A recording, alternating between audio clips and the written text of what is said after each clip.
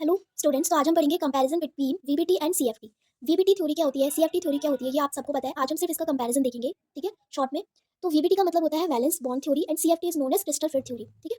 सबसे पहले हम इसका पॉइंट देखेंगे। फर्स्ट पॉइंट है बेसिस ऑफ थ्योरी, मतलब वीबीटी में क्या था और सीएफटी में क्या था, इसका बेसिस क्या है। सबसे पहले हम वीबीटी की बात करें तो वीबीटी किस पर बेस्ड है कि जो ट्रांजिशन मेटल कॉम्प्लेक्सेस होते हैं उसमें दो चीज़ें होती हैं। दो चीज़ें क्या, एक तो आपके पास क्या होगा, मेटल होगा, एक आपके पास लिगेंड होगा। तो जो मेटल है और लिगेंड है इनके बीच में कुछ ना कुछ बॉन्ड फॉर्म हो रहा है। तो जो वीबीटी थी उसने ये बोला, उस थ्योरी ने ये कंसीडर करा कि जो मेटल और लिगेंड है उनके बीच का बॉन्ड कैसा है, कोवेलेंट कैरेक्टर का है, ठीक है। यानी कि इनके बीच का बॉन्ड क्या है, कोवेलेंट बॉन्ड है, ठीक है। बट अगर हम सीएफटी की बात करें तो सीएफटी ने ये बताया कि जो इनके बीच का बॉन्ड है प्योरली इलेक्ट्रोस्टैटिक्स है। प्योरली इलेक्ट्रोस्टैटिक्स का मतलब क्या है, यानी कि वो प्योरली आयनिक है। आयनिक का मतलब क्या होता है कि यानी कि जो मेटल होगा उस पर पॉजिटिव चार्ज होगा, लिगेंड पे नेगेटिव चार्ज होगा। यानी कि मेटल और लिगेंड के बीच में कोवेलेंट कैरेक्टर ना होकर कौन सा बॉन्ड होगा, आयनिक बॉन्ड, ठीक है, जिसको हम इलेक्ट्रोस्टैटिक्स बॉन्ड भी कहते हैं। तो फर्स्ट इसका यही है। नेक्स्ट हम बात करते हैं, इसी को हम क्या लिख सकते हैं, क्या लिख सकते हैं, मेटल लिगेंड बॉन्ड। मतलब जो मेटल लिगेंड बॉन्ड है वो प्योरली कोवेलेंट है और इसमें प्योरली आयनिक है, ठीक है।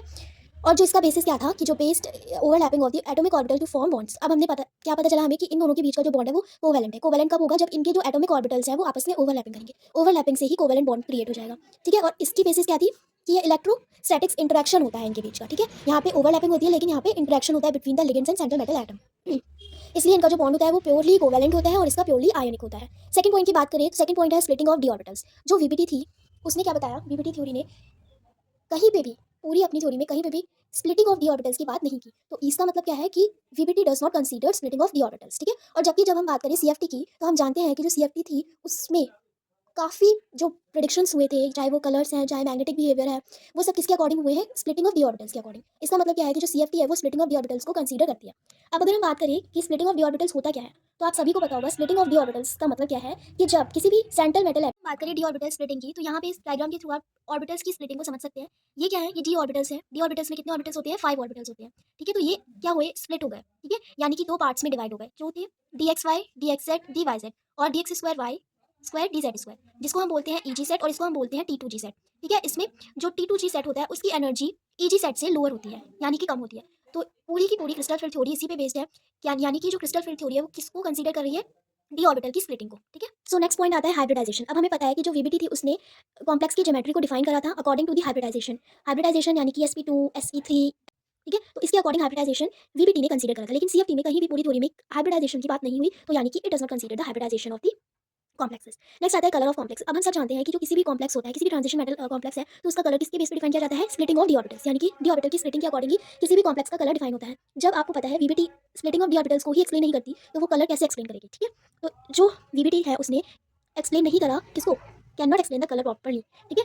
कि डिफरेंट सेंट्रल मेटल आयन के जो कॉम्प्लेक्सेस बनते हैं उनके डिफरेंट डिफरेंट कलर्स होते हैं, लेकिन वीबीटी ने ऐसा कुछ भी एक्सप्लेन नहीं करा। लेकिन सीएफटी जो है वो स्प्लिटिंग ऑफ डी ऑर्बिटल को एक्सप्लेन करती है, तो by D D electron transition वो कलर को भी एक्सप्लेन करती है। नेक्स्ट है मैग्नेटिक बिहेवियर। अब ऐसा नहीं है कि जो वीबीटी है उसने मैग्नेटिक बिहेवियर को एक्सप्लेन नहीं करा। वीबीटी ने मैग्नेटिक बिहेवियर को एक्सप्लेन करने के लिए इलेक्ट्रॉन को बेस माना, यानी कि पेयरिंग इलेक्ट्रॉन या अनपेयर्ड इलेक्ट्रॉन के बेसिस पे उन्होंने बताया कि ये इफ किसी भी कॉम्प्लेक्स में पेयर्ड इलेक्ट्रॉन होंगे तो वो डायमैग्नेटिक सब्सटेंस होगा, अगर अनपेयर्ड इलेक्ट्रॉन होंगे तो वो पैरामैग्नेटिक सब्सटेंस होगा। अभी मैं आपको शॉर्ट में, इतना भी शॉर्ट में नहीं बता रही हूँ, लेकिन ये सब आपको पता है, तो मैं सिर्फ एक्सप्लेन कर रही हूँ आपको, ठीक है, अच्छे से आपको समझ आएगा, ठीक है। तो यानी कि इन्होंने सिर्फ एज्यूम करा था इलेक्ट्रॉन पेयरिंग के according, partially but not correct for all the complexes. ये जो उन्होंने बताया था कि pairing energy, paired electron, unpaired electron के बेसिस पे कॉम्प्लेक्स की मैग्नेटिक प्रॉपर्टी बताई थी, वो सारे कॉम्प्लेक्सेस के लिए करेक्ट नहीं होती। जबकि जो सीएफटी थी उसने साइंटिफिकली एक्सप्लेन करी थी magnetic property by using the D orbital splitting and ligand field strength, ligand की फील्ड स्ट्रेंथ पे कि कैसे लिगेंड्स आ रहे हैं, वीक लिगेंड्स हैं या फिर स्ट्रॉन्ग लिगेंड्स हैं, तो कैसे डी ऑर्बिटल को स्प्लिट कर रहे हैं और कैसे उसमें इलेक्ट्रॉन्स फिल किए जा रहे हैं, उसके अकॉर्डिंग फिर अनपेयर्ड और पेयर्ड इलेक्ट्रॉन के अकॉर्डिंग उन्होंने बताया मैग्नेटिक बिहेवियर को। तो इस इन्होंने वीबीटी ने पार्शियली इसको एक्सप्लेन करा, but it's completely explain by the CFT and it's correct. Next आता है एनर्जी। एनर्जी हमको पता है कि फेल हो गई थी वीबीटी एनर्जी के डिफरेंस को एक्सप्लेन करने में, बट सीएफटी ने एनर्जी का डिफरेंस अच्छे से बताया था by the crystal field splitting energy. Crystal field splitting energy के बेसिस पे जो different orbitals, different D orbitals जो है वो डिफरेंट एनर्जी में स्प्लिट हो रहे हैं, तो उसकी सीएफ ऐसी एनर्जी को सीएफटी ने एक्सप्लेन करा। Explanation of geometry. ज्योमेट्री की एक्सप्लेनेशन उन्होंने किसके बेसिस पे बताई थी वीबीटी ने, अभी मैंने आपको बताया किसके बेसिस पे, हाइब्रिडाइजेशन के बेसिस पे, ठीक है। तो उन्होंने बताया था किसकी कैसी शेप होती है, ऑक्टाहेड्रल है, स्क्वायर प्लेनर है या फिर टेट्राहेड्रल है, ठीक है। और जो सीएफटी थी उसने एक्सप्लेन करी थी डी ऑर्बिटल्स को एक्सप्लेन करा था, मतलब डी ऑर्बिटल की स्प्लिटिंग को एक्सप्लेन करा था, लेकिन जो एक्चुअल बॉन्ड उसमें फॉर्म हो रहा है इसको अच्छे से एक्सप्लेन नहीं कर पाई थी। नेक्स्ट है लिगेंड। नेक्स्ट है लिगेंड इफेक्ट। लिगेंड इफेक्ट को जैसे हमें पता है स्पेक्ट्रोकेमिकल सीरीज के अकॉर्डिंग कुछ वीक लिगेंड होते हैं, कुछ स्ट्रॉन्ग लिगेंड होते हैं, तो इसको वीबीटी ने एक्सप्लेन नहीं करा था, लेकिन सीएफटी ने स्पेक्ट्रोकेमिकल सीरीज के अकॉर्डिंग इसको एक्सप्लेन करा था। लिमिटेशन क्या है वीबीटी की, एक सबसे बड़ी ड्रॉबैक ये थी कि वो CFSC यानी कि क्रिस्टल फील्ड स्प्लिटिंग एनर्जी को एक्सप्लेन नहीं कर पाया था, ठीक है। और जब वो इसको ही एक्सप्लेन नहीं कर पाया तो वो कलर ढंग से किसी भी कॉम्प्लेक्स का कलर डिफाइन नहीं कर पाया। लेकिन जो CFT थी उसने क्या करा, हमने स्टार्टिंग में पढ़ा है कि जो मेटल और लिगेंड के बीच का बॉन्ड होता है वो CFT ने बोला था कि ये प्योरली इलेक्ट्रोस्टैटिक्स होता है, बट ऐसा नहीं है, क्योंकि सारे मोस्ट ऑफ द कॉम्प्लेक्सेस ऐसे होते हैं जिसमें कि कुछ ना कुछ कोवेलेंट कैरेक्टर होता है। तो इसने CFT ने पूरा का पूरा कोवेलेंट कैरेक्टर को इग्नोर कर दिया, ठीक है। तो ये इसकी सबसे बड़ी ड्रॉबैक थी। नेक्स्ट आता है इंप्रूवमेंट। तो ये जो VBT थी वो फर्स्ट थ्योरी थी ऑफ डिस्क्राइबिंग बॉन्डिंग, ठीक है। एंड CFT जो थी वो consider as the improvement of the VBT। तो ये फर्स्ट थ्योरी थी जिसने मेटल और लिगेंड के बीच की बॉन्डिंग को डिस्क्राइब करा था, और जो CFT थी वो इसका ही करेक्ट वर्जन थी। अगर आपको पूरी कंपैरिजन समझ आया है तो thank you so much. And अगर कोई भी कहीं पे भी कोई भी डाउट है तो प्लीज़ कमेंट करें। Thank you.